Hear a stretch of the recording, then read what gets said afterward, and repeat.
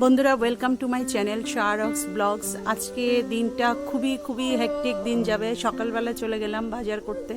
তার আগে দুই বাগানে জল দেওয়া, গাছ পরিষ্কার করা, গোলাপ গাছগুলোর আপনার শুকিয়ে গেল ফুলগুলো, সেগুলো কেটে ছেটে দেওয়া, ঘাস পরিষ্কার করে স্প্রে করে দিলাম কারণ একটু পোকা ধরে গেছে গোলাপ গাছের মধ্যে।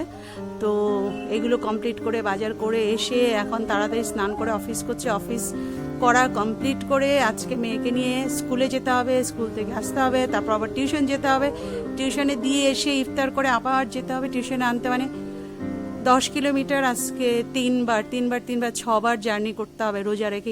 It is really A hectic day, যার জন্য আমি ফুল ডে কভার করছি না আজকে।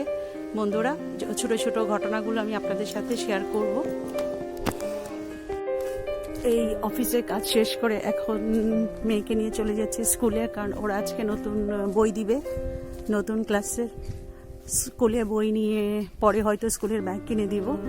তারপর স্কুলের ব্যাগ কিনে দিয়ে টিউশনে দিয়ে তারপরে আসবো, এসে বাড়িতে এসে ইফতার করবো। স্কুটি দিয়ে যে স্টার্ট করলাম যে যাব, কিন্তু এখন স্কুটির চাকা আবার পাংচার হয়ে গেছে। অথচ গত পরশু স্কুটির চাকাতে হাওয়া দিয়ে আনলাম, পুরো সার্ভিসিং করিয়ে আনলাম। তারপরে এই অবস্থা, এখন আধা ঘন্টার মধ্যে পৌঁছতে হবে স্কুলে। এবার জানি না কীভাবে পৌঁছাবো, চেষ্টা করছি কিছু একটা ট্রান্সপোর্ট ম্যানেজ করার জন্য। বন্ধুরা, আমি স্কুটি সার্ভিস সেন্টারে ফোন করে দিয়েছি, ওরা এসে আমার স্কুটিটাকে বাড়ি থেকে নিয়ে যাবে এবং সার্ভিসিং কমপ্লিট করে এসে দিয়ে যাবে। তবে মাঝে মধ্যে পাবলিক ট্রান্সপোর্টে চড়াটাও বেটার, ডিফারেন্ট এক্সপিরিয়েন্স লাইফে দরকার আছে। এতে বাচ্চারাও একটু শিখে যে যখন একটা গতানুগতিক সিস্টেম থেকে যখন একটা মানুষ প্রবলেমে পড়ে, তখন প্রবলেমটাকে কি করে সে ওভারকাম করবে। কারণ প্র্যাকটিক্যাল এক্সপিরিয়েন্স থেকে বাচ্চারা খুব বেশি শিখে। তো দৈনন্দিন জীবনে এই ধরনের যখন ডিফারেন্ট ঘটনা ঘটে, এটাকে কীভাবে হ্যান্ডেল করতে হয় সেটাও বাচ্চারা শিখে যাচ্ছে, যে ম্যানেজ করা যায় যে কোনো সিচুয়েশন চাইলেই হয়। তো আমরা একটা অটো রিজার্ভ করে আমরা চলে আসলাম স্কুলে, মেয়ের স্কুলে। তবে এই স্কুলটাতে যখন ঢুকি না, অ্যাকচুয়ালি মনটা খুব ভালো হয়ে যায়।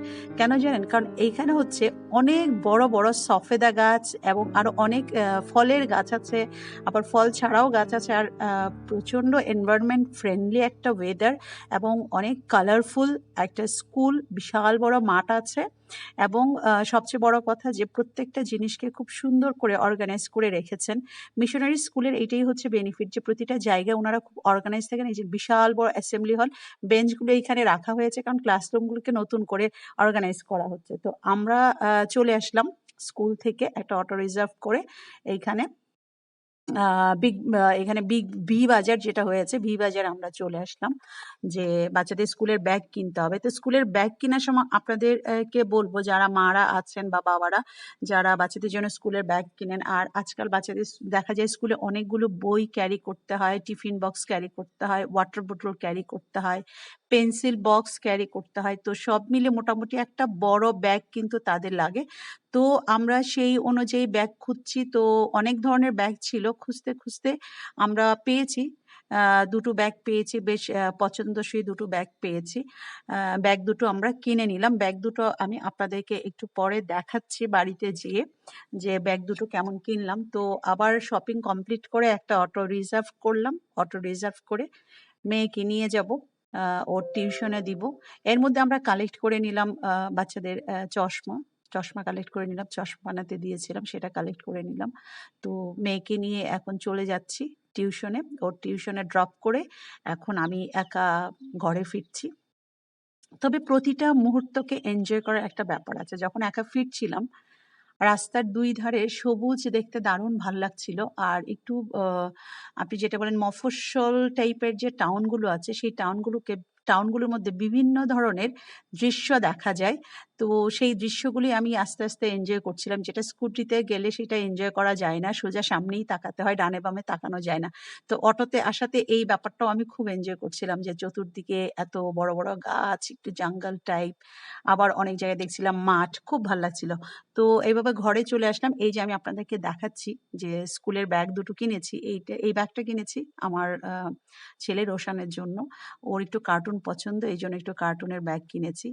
আর ব্যাগটা কেনার সময় আমার যে জিনিসটা মাথায় রেখেছি যে ব্যাগে যেন চেম্বারগুলো বেশি থাকে। কারণ ২-৩ টা চেম্বার হলে একটা চেম্বারে বুকস রাখা, আরেকটা চেম্বারে কপিস রাখা, আরেকটা চেম্বারে হচ্ছে আপনার টিফিন বক্স, তারপরে আরেকটা চেম্বার হচ্ছে পেন্সিল ব্যাগ, এগুলো রাখা, আবার জলের বোতলটা পাশে রাখা।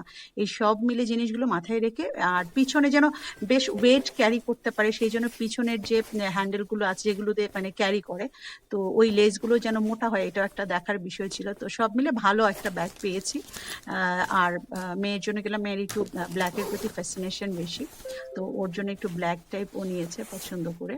তো ওর ব্যাগটাও বেশ ভালো, অনেকগুলো চেম্বার, দুটো ব্যাগেরই ভিতরে চেম্বার আছে যেখানে বাচ্চারা যদি মানি রাখতে চায়, টিফিন মানি, তারপর আবার ধরুন ওদের ইম্পর্টেন্ট ডকুমেন্ট যদি রাখতে চায়, তো সেগুলো তারা ভিতরে রাখতে পারবে, সেটা চেম্বার আছে। আপনি সাইডেও জিপার আছে, তারপরে জলের বোতল রাখারও ব্যবস্থা আছে। তো সব মিলে দুটো ব্যাগ বেশ ভালো দামে কিনেছি। আপনারা প্যারেন্টরা আপনারা যদি চান ব্যাগ কিনবেন, যেতে পারেন ভি বাজার, বাজার কলকাতা, মানে এদের ভালোই কালেকশন আছে।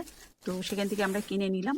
তারপর ফেরার পরে আর কিছু বানাতে ইচ্ছে হচ্ছিল না, তাই ছেলে মেয়ে বললো যে চলো পিৎজা অর্ডার করে, আজকে পিৎজা খেতে খুব মন চাচ্ছে। তো মার্গারিটা পিৎজা আমরা অর্ডার করে নিলাম। বেকন গ্রিল আমাদের পাশেই নেবার এখানে একটা শপ আছে, ওখান থেকে আমরা ফোনে অর্ডার করে নিলাম।